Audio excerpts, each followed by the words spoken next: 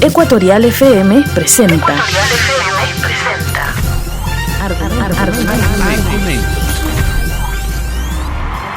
Este Ecuador que no lo queremos enredado en lo intrascendente, sino en lo valeroso, luchador, infatigable, forjando un destino de grandeza. Argumentos. Para cambiar este país se necesita el poder, pero como instrumento de servicio, no como instrumento para servirte a los demás. Actores políticos, económicos y sociales de Ecuador y del mundo muestran sus opiniones en Argumentos. El odio nubla el cerebro, contamina las más claras inteligencias. Argumentos. Conduce Cristian Salinas. Bienvenidos.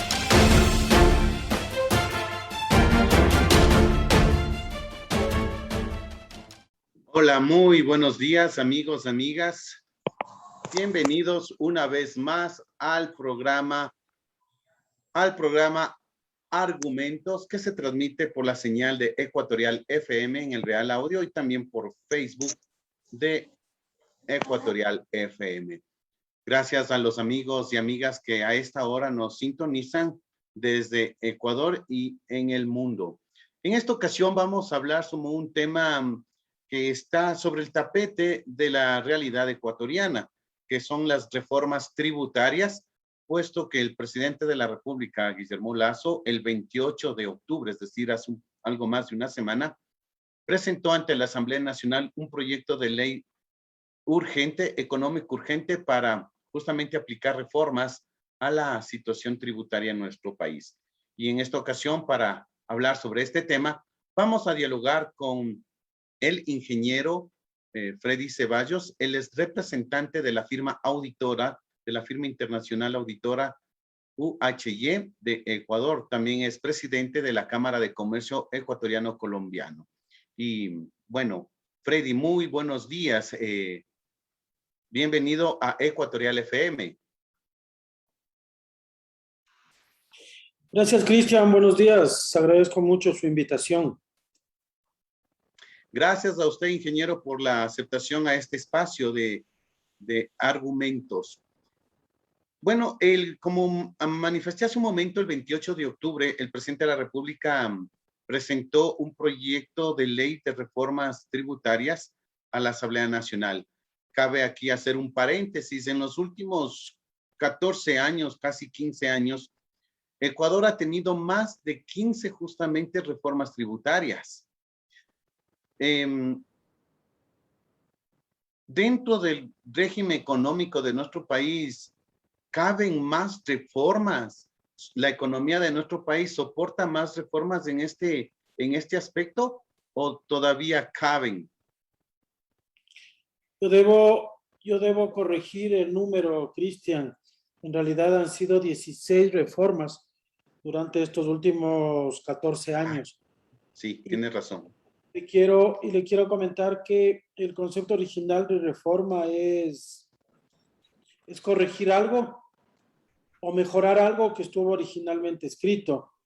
Y la verdad es que el nombre de reforma para lo que ha sucedido en estas 16 veces en los 14 años no necesariamente ha sido eso.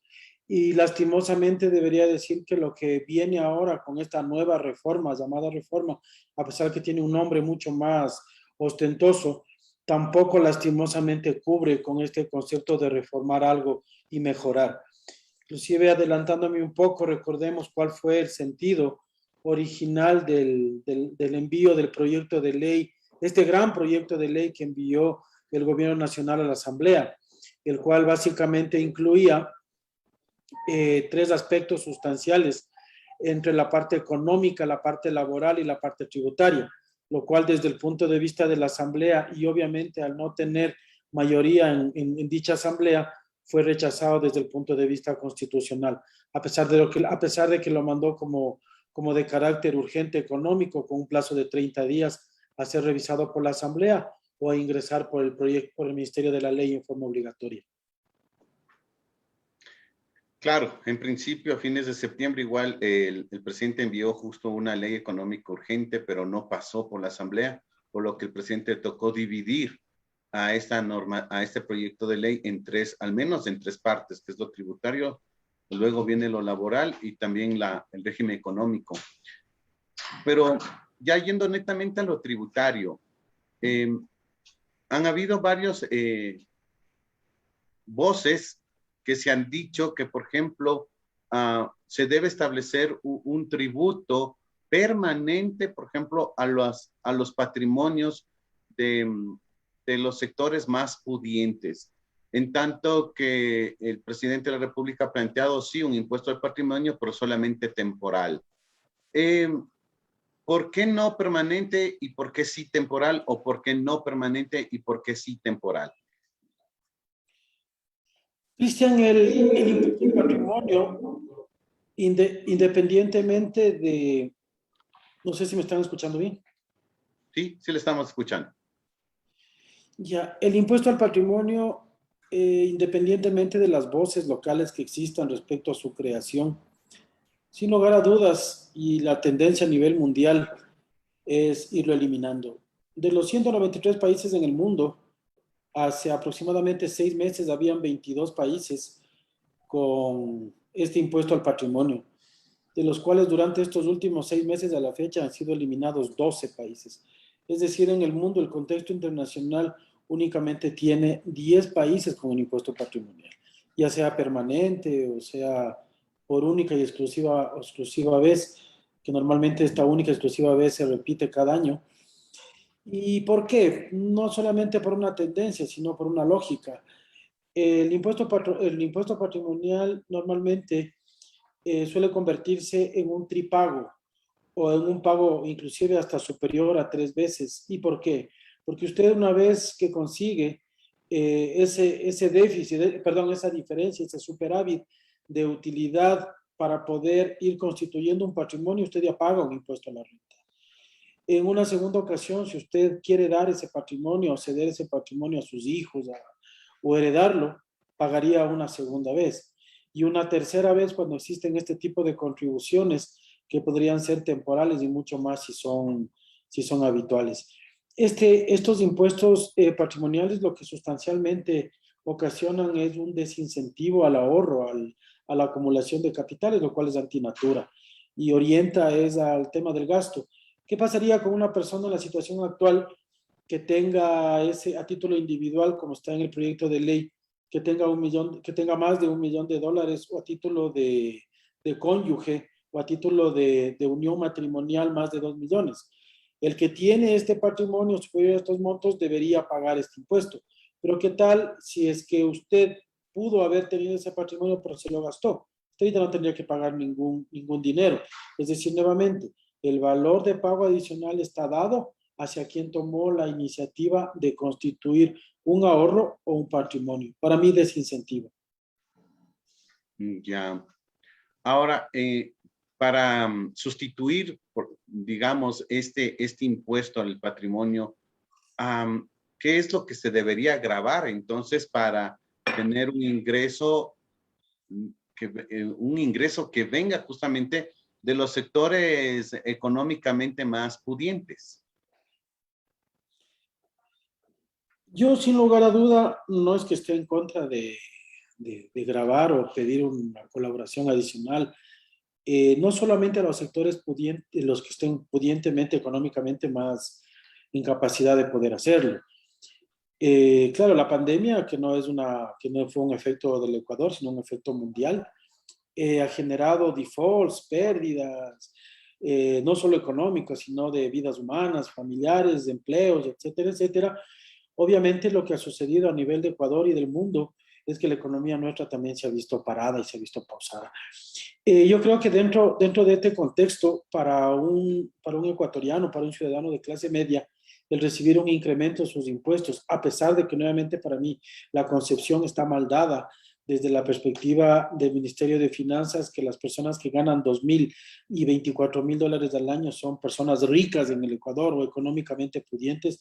Yo respeto el concepto, pero no lo comparto, para un padre de familia, para una familia que su padre vive o genera $2,000 mensuales, hacerle un gravamen adicional a los impuestos, desde mi punto de vista, no va a solucionar la coyuntura, porque ese dinero que lo va a orientar hacia el pago de impuestos va a disminuir en el consumo de otro tipo de productos que igualmente ayudan al movimiento de la economía. A lo mejor usted, Cristian, me dirá entonces cuál es la solución. Yo creo en contexto general la solución, y de hecho esa fue una de las promesas que recibimos del gobierno del señor Guillermo Lasso, el cual el momento mismo que vino y desde el momento que supimos que ganó la presidencia, generó y destapó un ánimo colectivo a nivel empresarial al saber que su tendencia era esa, era una tendencia de generación de actividad económica.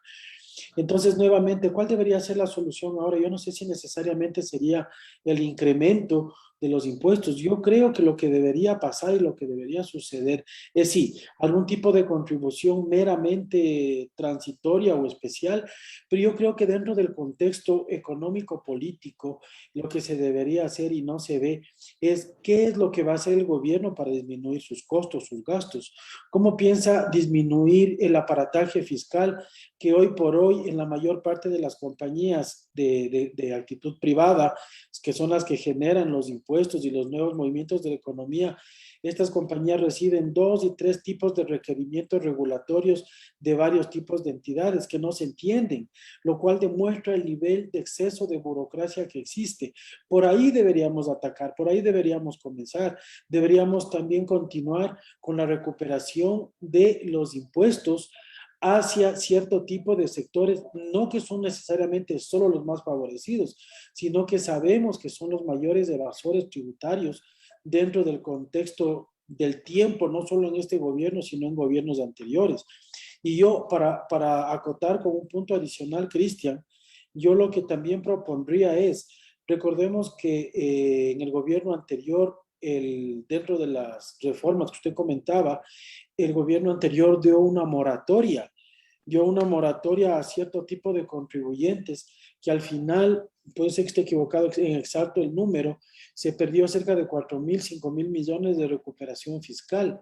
Entonces, sin cambiar de palabra, yo creo que el gobierno ahora debería pedirles a esos sectores que considerando la exoneración o la exoneración, si está bien, o el olvido que se dio sobre ciertos montos de intereses y multas, ahora probablemente sea el momento en que ellos deberían colaborar con un valor adicional para el erario nacional. Pero ahora, dentro de la crisis que tenemos a nivel de empresas, de familias, de ciudadano ecuatoriano a pie, creo que la opción de pedirle una contribución económica adicional no está bien sentida. Yo no digo que esté bien vista solamente, sino que no está bien sentida por el ecuatoriano normal.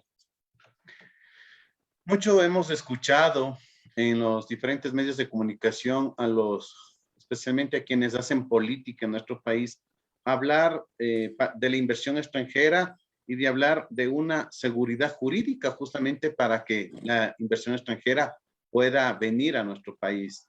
Pero justamente estas reformas tributarias constantes, si no es cada año, cada 2 años de nuestro país, ¿genera seguridad jurídica para la inversión? Yo le voy a dar la respuesta con un número, Cristian. Menos del 0,5, el 0,4% del Producto Interno Bruto equivale a la inversión extranjera que refleja nuestra economía al mes de marzo del año 2021. O sea, nosotros prácticamente hoy por hoy no tenemos no quiero decir que no tenemos, no ofrecemos o la gente en el mundo no ve esa seguridad jurídica que usted viene. O veámoslo desde otro punto de vista. Nosotros no generamos ese atractivo de inversión desde el exterior para poder incrementar esa inversión extranjera, que obviamente genera mayor movimiento económico y otro tipo de beneficios que llegan inclusive a suplir ese incremento posible de impuestos. Porque claro, siempre se ha hablado de ese tema y realmente, por ejemplo, las reformas tributarias, lejos de garantizar una estabilidad para los inversores, para los empresarios, incluso ecuatorianos, genera una incertidumbre, porque de aquí a 2 años ya no sabemos si van a nuevamente a poner otras reglas de juego con respecto a la cuestión tributaria. Ahora, otro punto que se ha hablado, pero que al parecer en las reformas no consta, ¿es prudente una alza del impuesto al valor agregado, tomando en cuenta que ese impuesto en nuestro país es uno de los más bajos de la región?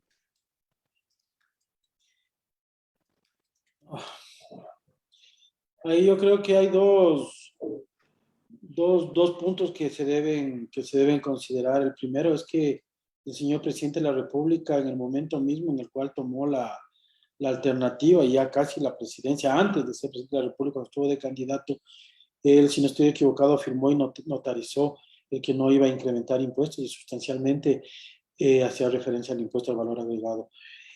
Cristian, haciendo una referencia a lo que en su momento ya sucedió en el gobierno anterior a Lenín Moreno, cuando hubo un incremento del impuesto al valor agregado, un impuesto al valor agregado temporal, que luego el presidente Moreno lo quitó prácticamente al inicio de su gobierno, únicamente demostró que el impuesto al valor agregado recuperado fue sustancialmente el mismo que cuando la tasa de impuesto al valor agregado era menor. Es decir, la economía disminuyó, dejó de moverse, y el monto sobre el cual se calculaba, que no estoy equivocado, el 14%, este monto equiparó a lo que hubiera sido en concepto natural en el 12%. Es decir, ¿qué fue lo que sucedió? Nada en montos de recuperación, pero en montos de movimiento de la economía individual, de las operaciones, hubo una disminución, lo cual nunca va a ser algo conveniente para la economía ecuatoriana desde ningún tipo de perspectiva. No digo, a pesar de que mi tendencia original podría estar orientada hacia mejor lo contrario de lo que usted comenta, que sería disminuir los impuestos, no quiero poner tan fuerte eso sobre la mesa, pero sí hay que procurar pararnos y basarnos en el hecho de que lo que la economía ecuatoriana necesita es movimiento. Y una de las formas de incentivar este movimiento es trabajar con la disminución de sus impuestos. A lo mejor no del IVA, hablemos de inversión extranjera y hablemos del 5% del impuesto a las salidas de divisas, que yo estoy convencido que sí puede ayudar a que pueda haber una mejor inversión extranjera en el Ecuador. O sea, que usted sí está de acuerdo, por ejemplo, con el impuesto a la salida de capitales. No, lo que yo le decía es que yo en general, en concepto general, pienso técnicamente que una forma de mover la economía es disminuir los impuestos. O sea, una forma de acción-reacción es si baja el IVA. Obviamente, si es que baja y se elimina el ISD, van a haber nuevos capitales que vengan como producto de nueva inversión extranjera al país. Yo solamente le quiero comentar algo dentro de este contexto, Cristian, y es lo siguiente. Si es que nosotros vemos desde muy arriba todo el contexto geopolítico solamente de nuestra Latinoamérica, no me quiero ir ni a Centroamérica, ni siquiera a México, bueno, Estados Unidos es punto aparte, pero si solamente de nuestra Latinoamérica podemos ver que la tendencia actualmente existente, la única, y lo digo a título muy personal, la única tendencia política y económica salvable hoy por hoy está entre Ecuador y Colombia. Y esperemos que la tendencia también de Colombia no llegue a variar y luego llegue a generar un problema en un determinado tiempo económico. Como un último ejemplo de esto, le puedo poner lo que está sucediendo en Perú. Entonces, dentro de este contexto geopolítico latinoamericano, el que Ecuador pueda poner, utilizando sus palabras, una legislación y una jurisdicción plena, una jurisdicción más clara, más orientada hacia atraer inversión, hoy más que nunca podría ser un momento muy apropiado para hacerlo, ya que muchas inversiones muy cercanas, como hablo de Perú, como hablo de Colombia, como hablo de Argentina, podrían posar los ojos y las intenciones de nuestro país, considerando, entre otras cosas, que sí es un beneficio el que nosotros podamos estar en una moneda dura como es el dólar. Es decir, el inversionista extranjero viene y pone $1 millón en el Ecuador, no tendría por qué preocuparse por una devaluación de la moneda. Pero claro, lo que sí tiene que considerar dentro de eso, porque hoy sí hay, es ese 5% de salida de divisas. Que el no haberlo, yo creo que sería un incentivo adicional para que nosotros, con la tendencia política y económica que tenemos, podríamos ofrecer un mejor nicho de inversión para un inversionista desde el exterior. Claro, el retirar o eliminar el impuesto a la salida de capitales puede ser un punto más para atraer justamente la inversión extranjera. Pero ¿qué tipo de inversión, diría yo? Porque recordemos que, por ejemplo, en Argentina, hace como más de 15 años tuvo justamente este problema llamado el corralito, cuando los capitales llamados golondrina salieron del país, pero en estampida. Y podría pasar lo mismo aquí en Ecuador. Pueden venir capitales, sí, pero así como vinieron, también se pueden ir y sin dejar mayor recursos de nuestro país y podrían perjudicar la dolarización, que también es otro punto, ¿no? Yo creo que el principal justificante para este 5% de ISD o el monto que haya sido fue ese. Pero, Cristian, esto es como el amor, uno no puede obligar nada a nadie, lo que puede dar es seguridad, puede dar confianza, debe dar todo lo que alguien requiere para tener un sentimiento similar. Recuerde siempre que esto es un juego de doble lado, es un juego de acción-reacción y obviamente la acción está basada sobre la confianza que usted pueda. Un país que ofrezca lo que un inversionista extranjero en condiciones naturales también de pérdida, ¿no? Porque un inversionista es eso, es alguien que invierte, que arriesga su capital para ganar y para perder, obviamente con una expectativa de ganar. Pero nuevamente vuelvo a poner ese ejemplo medio aparente, pero relacionado, es una relación de amor, es una relación cierta, en el cual cada uno quiere saber qué da en relación al otro para que el otro lo pueda sustentar en las mismas condiciones. Pero si mañana ve que las normas, que las reglas cambian, o ve una inseguridad jurídica, una inseguridad política, una inseguridad económica, haya o no haya este 5%, la gente no va a venir a invertir. Entonces es por eso que yo me permito decir, considerando la buena tendencia económica y política que existe en el país, no será, digo yo, el 5%, algo que esté desalentando a que la inversión venga. Ahora, que pueda haber inversión local que pueda irse, sí es verdad, Cristian, sí puede ser, pero también le planteo algo. Hoy por hoy, el que se quiere ir, se va. Ah, sabe que yo no me siento seguro, puede sentir alguien en el país, decir, no me siento seguro. Y bueno, como no siento seguridad, por último, pago el 5% y me voy. Me cuesta, pero no arriesgo el 100%. Entonces, yo la verdad creo que los que deben estar, estamos. Y los que ya no están es porque no están ni con el 5, ni sin el 5, ni con el 12. Están porque el gobierno algo diferente debe estar ofreciendo, Cristian. Y yo que tengo la ventaja y el privilegio de poder servir y asesorar a algunas compañías, yo siento en la calle y sentí en la calle al día siguiente de la ganancia o de la llegada a la presidencia del señor Guillermo Lasso, sentí un aire nuevo, un aire refrescado y un aire con alicientes de intenciones de poder seguir o de comenzar nuevamente un nuevo día al lado de este gobierno. Bueno, era evidente que cuando Guillermo Lasso se posesionó en el poder, se esperaba evidentemente que la cuestión económica básicamente mejore para dinamizar justamente lo que es el empleo y en general la misma economía. Sin embargo, todavía como que el gobierno está tibio en ese aspecto, al menos yo lo siento así. Ahora, hablando con respecto al proyecto de ley de reformas, aquí también se estaba estableciendo de un cobro de impuestos a los capitales foráneos. Me refiero a los que estuvieron, a los capitales ecuatorianos que vuelvan.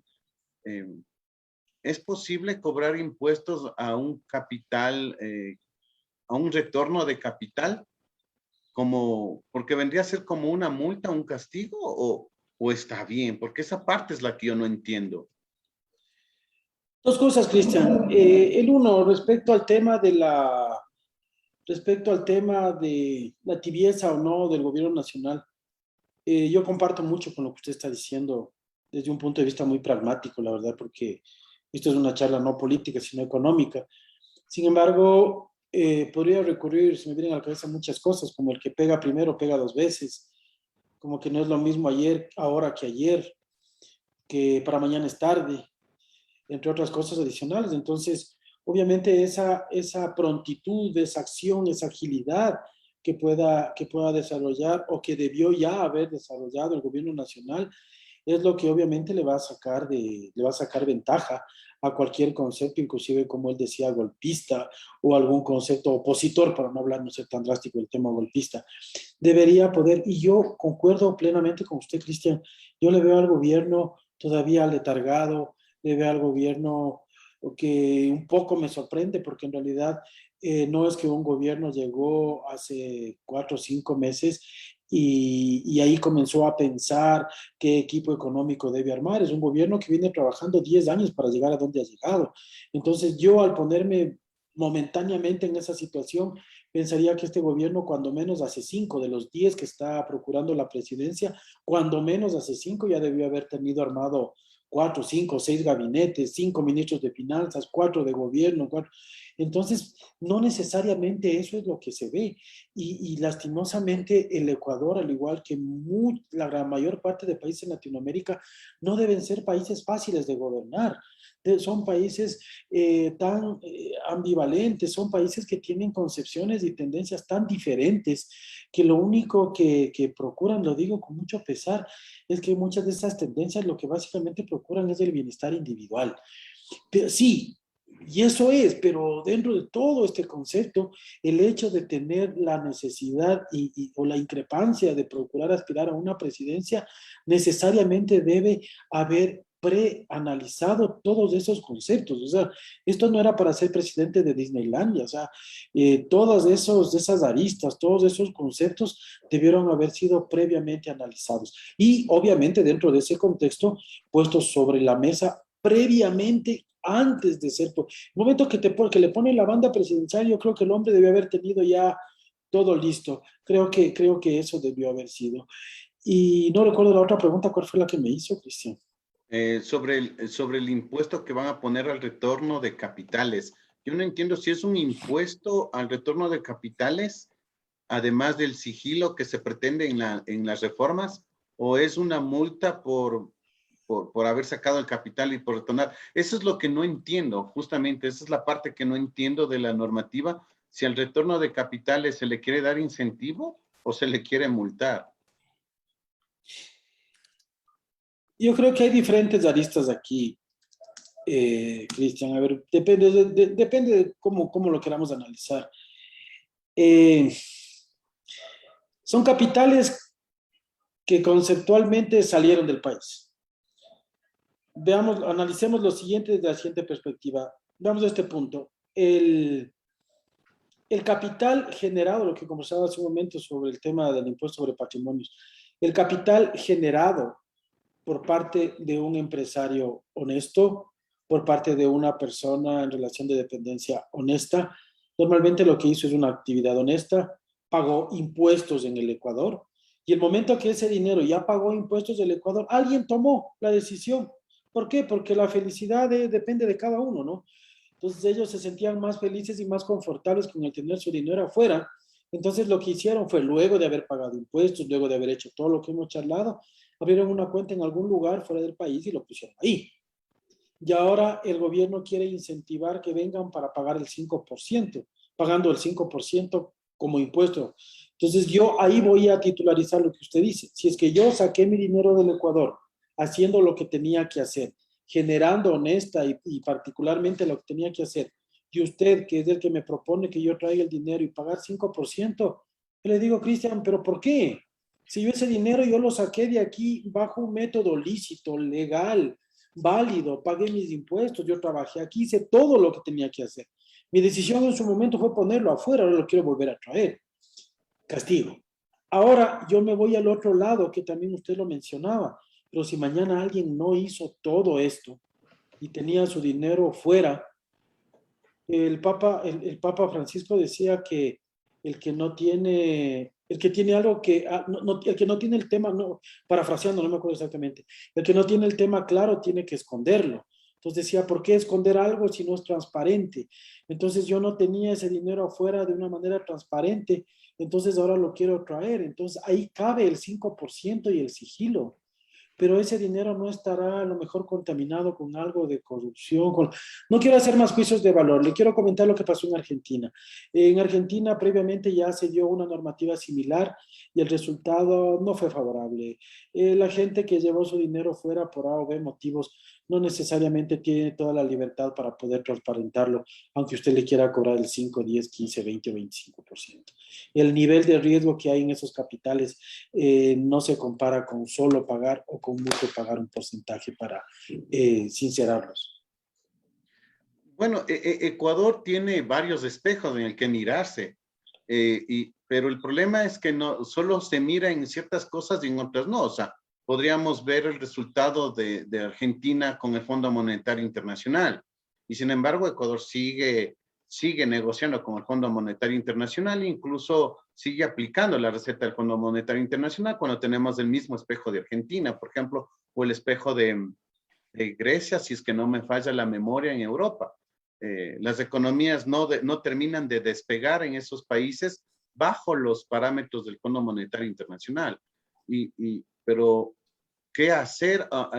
Muy difícil, muy confuso, pero justamente no se debería tener un concepto un poco más propio de Ecuador con respecto a la cuestión de impuestos a la salida y al retorno de capitales, justamente por un lado para recuperar y que ese capital mueva la economía, pero por otro lado que los que evadieron ciertos impuestos al sacar los capitales tampoco queden en impunidad, ¿no? Yo creo que eso sería la figura perfecta, mi querido Cristian, y vuelvo a hacer esta mala referencia. Lastimosamente no vivimos en Disneylandia y eso en la práctica será pocamente aplicable. En relación a los modelos y conceptos internacionales del fondo, en relación a los conceptos y modelos ya mal vividos y mal por el tipo de experiencias con Argentina, con Grecia, bueno, con la mayor parte de Latinoamérica, yo creo que son experiencias particulares, pero siempre, porque la verdad es que siempre esta conjugación económica, política estará sobre la mesa. La tendencia de los gobiernos, ya sea de derecha o de izquierda, serán los que marquen el nivel de endeudamiento, ya sea esto con el Fondo Monetario Internacional, y perdón por lo que voy a decir, o con los chinos. Y no quiero satirizar ni tampoco quiero satanizar el tema de un crédito asiático y más puntualmente chino, pero más o menos como que las hegemonías económicas de los países cuando están a izquierda procuran capitales para el Asia y cuando están para la derecha procuran capitales americanos. Si usted me pregunta qué es mejor, yo no sabría darle una respuesta. Lo que sí le puedo decir es que los costos actuales de querer pagar esa deuda y de lo demás es el principal punto que nos trae esta mañana poder charlar, que son el incremento de impuestos. Usted se podría preguntar, ¿por qué tengo que pagar yo la borrachera de mis abuelos o de mis padres hoy por hoy si yo quiero recomenzar una nueva opción económica? Pero sea lo que sea, esa deuda, ese gasto y ese endeudamiento está planteado. ¿Qué será lo mejor? Yo creo que lo mejor será poder llegar a una negociación que sea beneficiosa y creo que ya le comenté hace un momento, yo no veo una locura que podamos pedir hoy por hoy una moratoria en el pago de la deuda. Tenemos que pagar cerca de nuestros siguientes 4 años, cerca de 40,000 millones de dólares, de los cuales 11,000 millones, si no estoy equivocado, corresponden a intereses y multas. Entonces creo que podría ser un momento en el que se podría pedir una extensión de ese pago para que podamos... La idea es no asfixiarle al muerto, ¿no? La idea es darle respiración, inclusive hasta para que pueda responder, digo yo, porque si usted me sigue apretando la garganta, yo no voy a tener capacidad de poder contestarle nada, mi querido Cristian. Yo creo que ahí sería no asfixiarle al moribundo, porque si ya está muerto, ya igual, ya si la asfixian, ya está muerto. No, perdóneme, usted tiene razón, sería no asfixiarle al moribundo, porque el muerto ya está muerto. Claro, claro. Sí, la idea sería no matarlo. La idea Exacto. sería que darle presión, hacerle sentir presión porque debe, pero también con el interés de que nos pague, no matarlo, ¿no? Y creo que ese es nuestro caso, pero de todas maneras, Cristian, no le quiero dejar, o no quiero dejar en usted ni en su audiencia, no quiero dejar un ambiente de negativismo, y quiero destacar lo que le había comentado también antes. Considero que especialmente la parte empresarial, inclusive el ciudadano a pie, a raíz de la llegada de Guillermo Lasso y el ciudadano a pie, nosotros que estamos procurando salir a seguir trabajando como producto de este plan de vacunación que tuvo éxito, ha generado mucho mayor esperanza en relación a lo que estamos procurando como ciudadanos y como país. Dentro de estas reformas, a pesar de que no es el tema puntual, también se ha planteado una reforma laboral que desde el punto de vista de generar inversión y movimiento económico no es del todo mala. Yo creo que tiene muchos beneficios orientados al hecho de que somos una economía dolarizada. Nosotros somos una economía dolarizada, pero queremos seguir trabajando con un régimen laboral de los años 60, de la posguerra, de un marxismo-leninismo agresivo.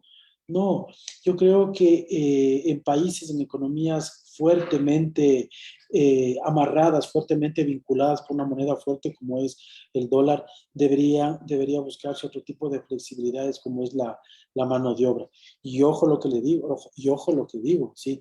Más allá de una ley, esto lo que debe sustentarse, esta relación patrono-empleado, debe basarse en un porcentaje de respeto, de que no abuse el empleado del empleador ni el empleador del empleado, bajo una regla en la cual yo como empleado pueda trabajar 4 horas para usted, Cristian, y me pueda ir a trabajar en la radio de al lado 3 horas más, Cristian, y en la noche yo pueda trabajar en un restaurante y pueda trabajar en varios lugares en los cuales paguen un salario relacionado con un salario mínimo vital que me ofrece y exige la ley, que me paguen aportaciones al seguro, que me cumplan todos los beneficios sociales, pero que me permita también esa libertad de yo poder girar y poder generar dentro del punto de vista de un trabajo bien y legalmente remunerado, poder tener otro tipo de aspiraciones. Hoy por hoy, el nuevo empleo, el empleo de la gente entre 18 y 24 años, no está cubierto ni siquiera en la tercera parte de esta población que sale al mercado laboral.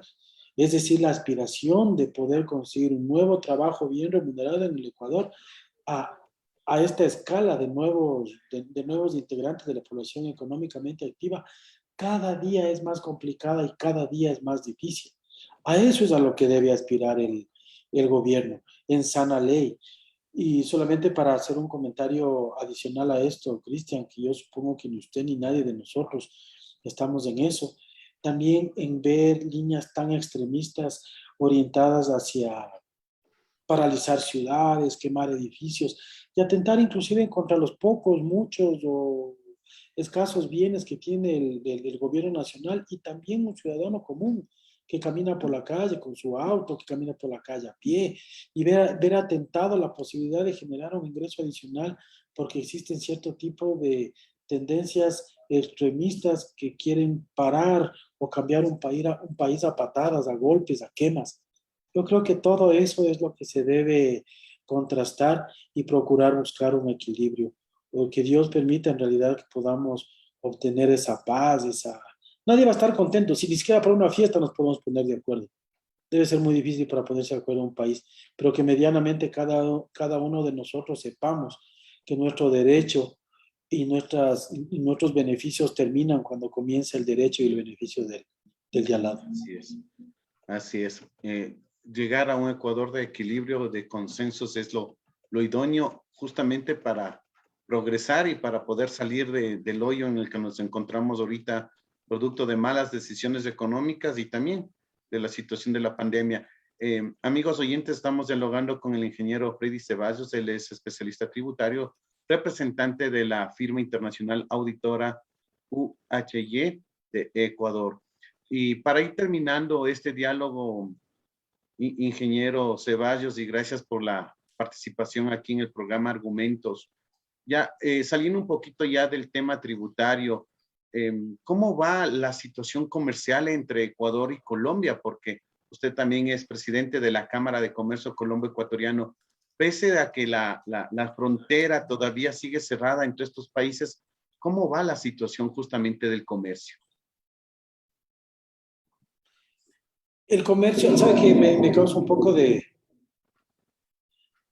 Me causa un poco de gracia, la verdad, la pregunta, pero eh, el comercio, yo podría decir que entre vecinos se imposibilita, pero nunca se para, porque somos un gran país somos un gran conglomerado humano en kilómetros de tierra, que es muy difícil que nos dejemos de hablar para hacer un símil con la parte comercial entre Ecuador, Perú, Ecuador, Colombia y nuestros vecinos. O sea, nosotros somos por naturaleza, hasta físicamente, gente bastante y en argumentos bastante similar.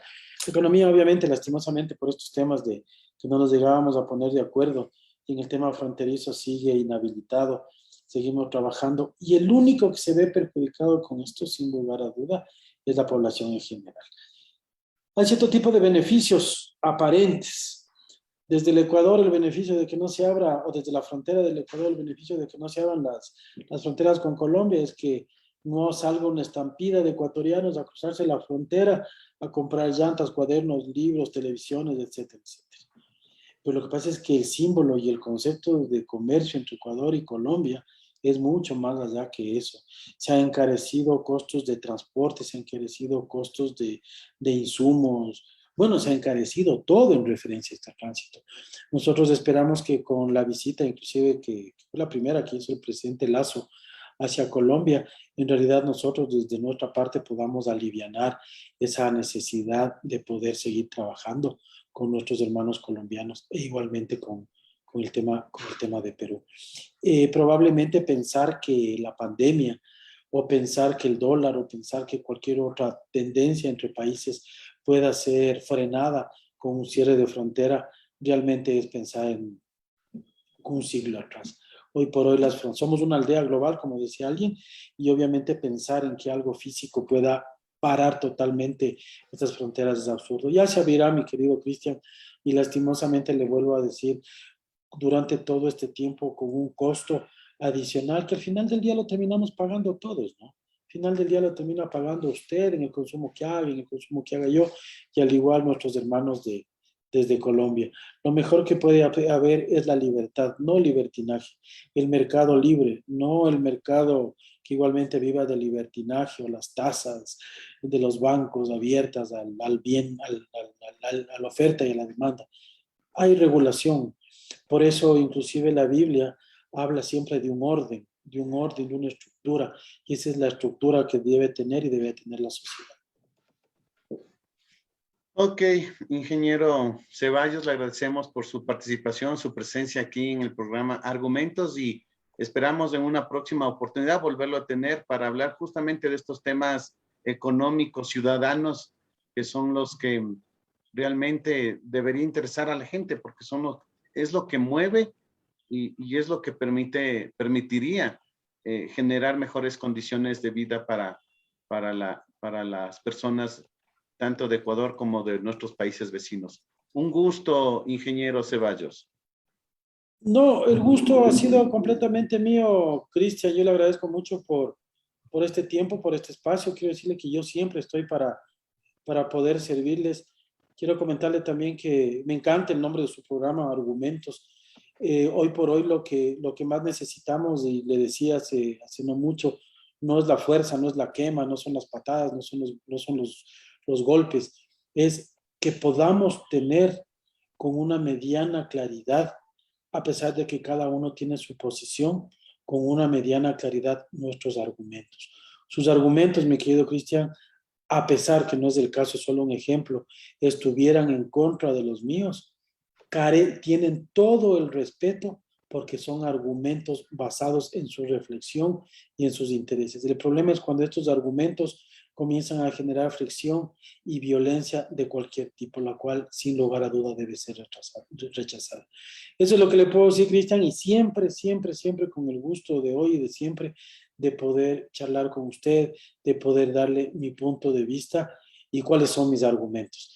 Y que Dios cuide esta patria, que Dios nos cuide a nosotros, y que cada día, y ahora que va a venir inclusive prontamente un año nuevo, sea un momento para experimentar eso, algo nuevo, y poder tener, no desgastar esa esperanza de poder tener un mejor futuro para nosotros, para nuestros hijos, para nuestros nietos y para nuestro hermoso país. Pequeño, pero hermoso país. Así es, ingeniero. Gracias y hasta una próxima oportunidad. Y amigos internautas, estuvo con ustedes Cristian Salinas y la próxima semana volveremos con más de Argumentos. Un fuerte abrazo. Ecuatorial FM presentó. Argumentos. Este Ecuador que no lo queremos enredado en lo intrascendente, sino en lo valeroso, luchador, infatigable, forjando un destino de grandeza. Argumentos. Para cambiar este país se necesita el poder, pero como instrumento de servicio, no como instrumento para servirte de los demás. Actores políticos, económicos y sociales de Ecuador y del mundo mostraron sus opiniones en Argumentos. El odio nubla el cerebro, contamina las más claras inteligencias. Argumentos. Estuvo con ustedes Cristian Salinas. Hasta la próxima semana.